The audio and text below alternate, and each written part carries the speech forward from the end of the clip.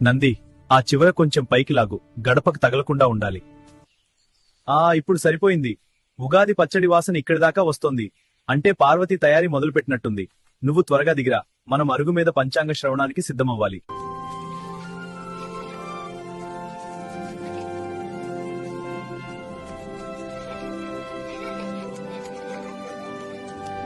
పిల్లలు ఇద్దరూ ఉదయాన్నే మొదలెట్టారు. ముగ్గు కోసం కొట్లాట. అమ్మా, నేను వేసిన ఏనుగు ముగ్గు ఎంత బాగుందో చూడమ్మా. అన్నయ్య, నువ్వు వేస్తే అంతా గజిబిజి అయిపోతుంది. నేను నెమలి పించం లాంటి ముగ్గు వేస్తాను. అమ్మా, నాకే కదా ఎక్కువ రంగులిస్తావు. సరే సరే, మీ ఇద్దరికీ సమానంగానే ఇస్తాను. ముందు ఆ కాళ్ళు కడుక్కోండి, ముగ్గు తొక్కకండి. సారి వేప పువ్వు కొంచెం ఎక్కువ చేదుగా ఉన్నట్టుంది. బెల్లం ఇంకొంచెం వేయమంటారా? వద్దులే నంది, జీవితంలో చేదు కూడా అంతే ఉండాలి. అప్పుడే తీపి విలువ తెలుస్తుంది. ఆ చింతపండు పులుపు సరిగ్గా ఉందో లేదో ఒకసారి చూడు. అద్భుతం అమ్మా!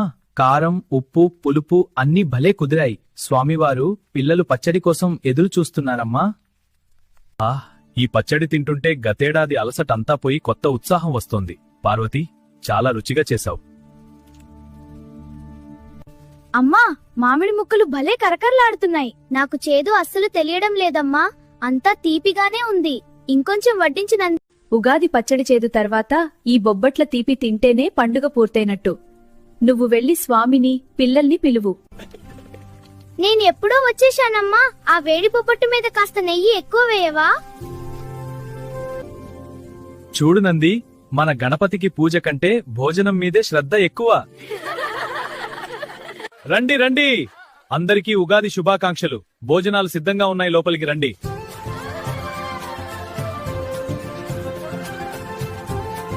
ఏమయ్యా రంగన్న, పచ్చడిలో మామిడి ముక్కలు పడ్డాయా? ఈసారి మా పెరటికాయలే చాలా రుచిగా ఉంటాయి, ఇంకొంచెం వేసుకో. నేను నెయ్యి వేస్తాను. బొబ్బట్ల మీద నెయ్యి పడితేనే రుచి. తాత, కడుపు నిండా తినాలి. అన్నయ్య, అటువైపు వెళ్లి చూడు, అక్కడ బొబ్బట్లు అడుగుతున్నారు. అమ్మా పార్వతమ్మ, భోజనాలు అమృతంలాగా ఉన్నాయి తల్లి. మీ అందరూ వచ్చి మా ఇంట భోజనం చేయడం మాకు సంతోషం. నీ చేతి వంట తిన్నందుకు మా జన్మ తరించింది అమ్మా. ఈ కొత్త ఏడాది మీ అందరి ఇళ్లలోనూ ఇలాగే సుఖ సంతోషాలు నిండాలి. చూశారా నంది, 10 మంది కడుపు నిండినప్పుడు ఆ ముఖాల్లో ఉండే వెలుగు 100 దీపాల కాంతి కంటే ఎక్కువ. నిజం స్వామి, పండుగ అంటే కేవలం పూజ కాదు, ఇలా పంచుకోవడంలోనే అసలైన. ఈ పరాభవ నామ సంవత్సరంలో వర్షాలు బాగున్నాయని ఉంది. రైతులందరూ సంతోషంగా ఉంటారు. సంతోషం నంది. ఆదాయం వ్యయాల గురించి ఏం రాసి ఉంది? మన ఇంటి లెక్కలు కూడా ఒకసారి చూడు. నంది, నా రాశికి ఈ సంవత్సరం ఎన్ని లడ్డూలున్నాయో చూడు. అన్నయ్య, పంచాంగంలో లడ్డూల గురించి ఉండదు. నా ప్రయాణాల గురించి ఏముందో చూడు నంది. ఆదాయం ఎంత ఉన్నా అందరి ఆరోగ్యం బాగుంటే అదే మనకు పెద్ద లాభం. నంది, ఆ కందాయ ఫలాలు కూడా ఒకసారి చదువు. సరే అమ్మగారు.